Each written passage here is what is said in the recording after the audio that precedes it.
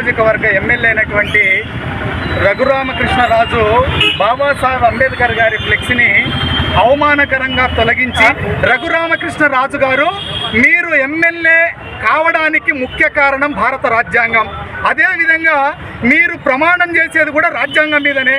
నువ్వు ఒక అబ్బకి అమ్మకి పుట్టిన కొడుకు అయితే ఇమ్మీడియట్లీగా నువ్వు ఖచ్చితంగా బహిరంగ క్షమాపణ చెప్పకపోతే నీ అంతు తేల్చడానికి కూడా సమతా సైనిక దళం ఎప్పుడు సిద్ధంగా ఉంటుంది. ఇది గుర్తుపెట్టుకోవాలి.